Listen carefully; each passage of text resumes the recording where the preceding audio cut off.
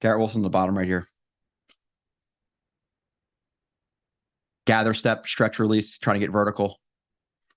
The one thing I do want to see him do is I want to see him a little bit more prepared for the hands at times, because he did get caught a little bit there, a little bit. Just based on how forward that DB is leaning right there without his eyes on him. It's kind of a sketchy spot to be in. So he's a little bit late to react to it, but still, split gap it's kind of like a gather step. It doesn't really go back, but widens his base, stretch release, getting vertical, wipes him, play action, roll out from Boyle to the right. Now we have a situation where, okay, similar as the play we saw before. We have a Yankee concept, right?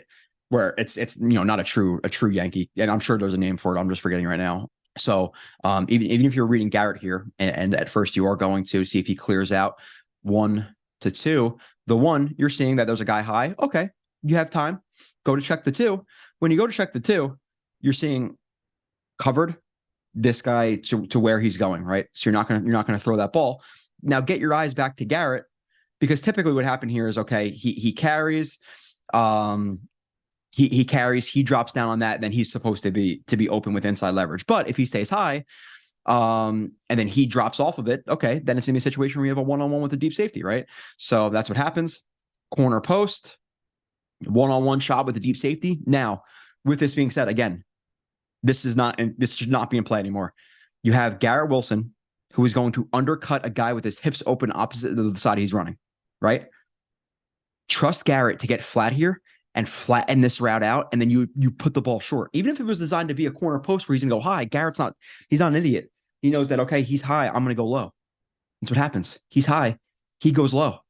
This isn't a ball that you have to chuck up and just make a deep shot. This is not like, and people will say that, oh, we'll just throw it up and chuck it deep. And like, yeah, I get the sentiment, but why don't you laser it in there flat? And it's a completion.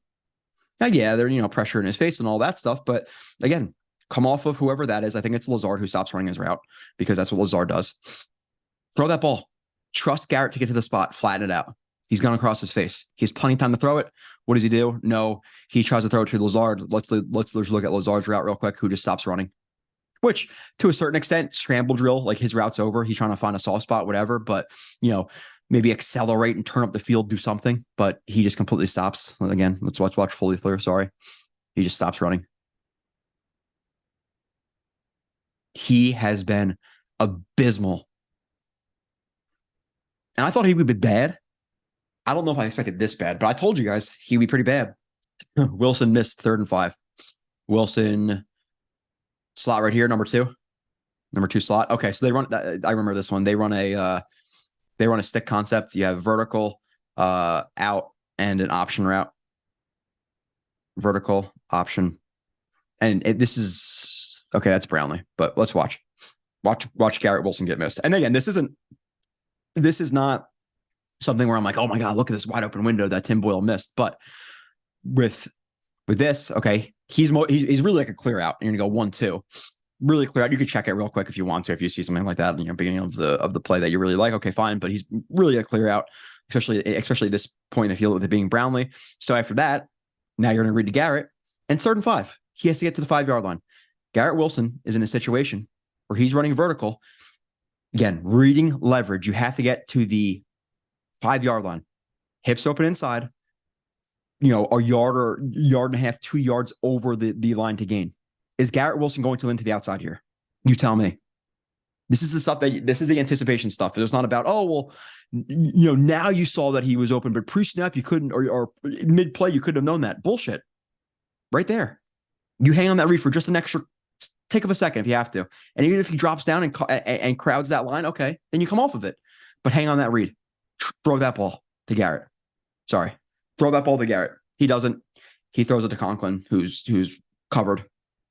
And by the way, it's a terrible throw to Conklin, because Conklin runs his route short of the sticks, which we don't like. And the ball is completely off. Okay. Boyle, Miss Wilson, Cook, Conk, and Brownlee. We'll do it really, really quick because he's not on the team anymore. Let's watch 3-by-1. Again, so now, reading the middle of the field, the safety is over the top, but he's over the top but pretty heavy to the boundary side right there. Like he's pretty heavy to the boundary side. This ball, if he's reading Garrett Wilson at first, which we'll see in the other view, throw that fucking ball up. Throw that ball up. Now, with that being said, if he was staring at Garrett Wilson the entire time, does this safety start to work his way over and it's not as open than it would be if this safety saw him sort of throw that ball underneath and look into the, wherever he's looking towards? Obviously, no, it would be a harder throw, but still. Garrett Wilson.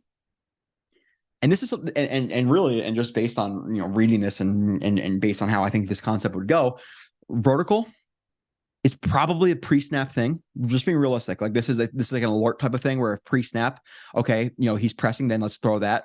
But it's not alerted because he's throwing a short. I think really the design of this play, and I think it's third and short right here, is this. You have the pick play. It's a rub, pick, whatever you want to call it, but the 3 picks for the 2. 2 is open. Or now the 3. The 3 is open. Brownlee's open right there. You fit that ball in there for the first down. Okay. If for some reason he doesn't want to throw that because, this guy was so close to him, apparently he couldn't fit that ball into that window. So now past that, your second read, you'd assume, would be Conklin. Inside leverage on an inside breaking route versus high safety or, high DB. Could he throw that ball in there? Yes. What is he doing? And he misses him. So I don't know what he's doing. They bounce like middle left. Middle left. Why are we not looking at the pick play? Why are we not looking at the pick play on a short down situation? Middle, okay. Pick play. Oh shit, he's wide open.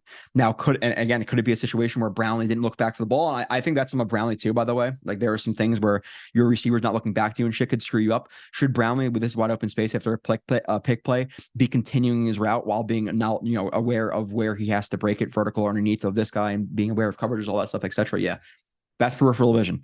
Show the quarterback your eyes right here too. Show your quarterback your eyes. Sit it down. Do whatever you got to do. He's open. Doesn't throw it. Conklin is open, throws it way too far inside. So miss Garrett potentially, but really miss Brownlee. Lazard, LOL. I don't even know what this is. I honestly forget. Let's just watch it. Top. He's at the top. Oh my God. So he can't even pick right. So what is he supposed to do? Take this a little bit vertical, shock release. So really what you want to use is you want to use a shock release here. You want to contact's legal within 5 yards, get off the line of scrimmage, fucking jolt this motherfucker back. Why? To get him vertical and not in a place to tackle Brees. Take a vertical shock release, and then you have to bend it inside to pick him, right?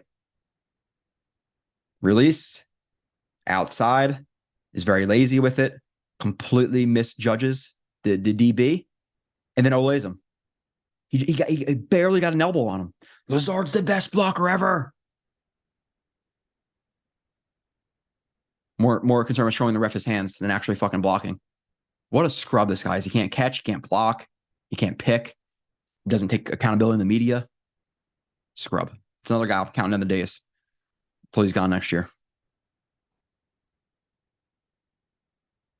Warren, last sack. Okay. Right tackle. 3-by-1.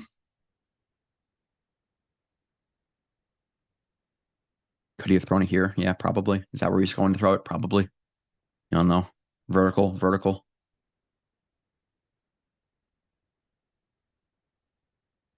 So this is probably just a clear out. You have clear out and you're reading 1 and 2. Or these two guys are your reads. Over the top. Okay. Garrett Wilson with room underneath.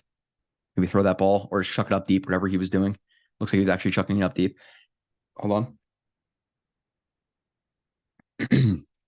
Okay. So Warren.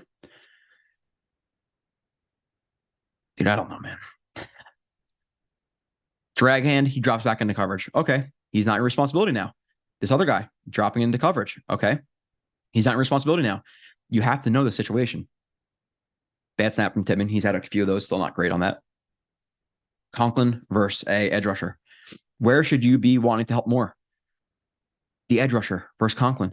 He's just a no man's land. He doesn't do anything. He literally doesn't do anything. Cook pass pro force fumble. So let's watch 2x2. Obviously single back. Okay. Tight splits, play action. That's not sold well at all. But when you have pressure in your face all day, that's, it's going to happen sometimes. And nothing open. In terms of the route, we have the vertical with the underneath. If he carries, and okay, you're hoping that he got inside leverage on him and you can cross him, but no, he dropped back. There's nothing open. 2-man route concept versus 4 guys in coverage, 1 check down versus 1 guy, nothing open at all. So Simeon has nothing to do here. And then obviously you have Dalvin Cook, who play action. Again, he cuts it short because of the pressure in their face all day. And there's a decent amount of guys in the box there. 5 or 7. Yeah, 7 in the box. Play action. Carter Warren gets beat. Terrible hand placement. He dips the shoulder, but you have to take a better angle to cut him off. He doesn't, too flat of an angle. He can't block him. Okay, bad block by him. And now Dalvin Cook, with some of the most terrible blocking technique and effort I've ever seen. Know where your quarterback's drop point is. So at this point, you have to square up to him and not, basically knife your body away from him, because there's no really strong base here to get into that block. So square up. And as this is happening, maybe take the fight to the edge rusher, Dalvin, and get your hands on him. But he kind of just patty cakes him, just puts his hands out there. Maybe he'll feel bad and he'll stop rushing me. No, he didn't, and he gets the hit or the fumble. Hits his elbow right there. Look at and just watch Cook again. It's just laziness, and it's terrible. It's terrible technique. Laziness.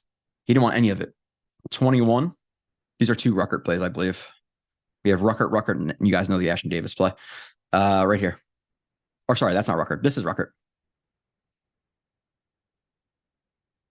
This is just missed. Nothing here. Play action. We have that sail concept, vertical, 1, 2, 3.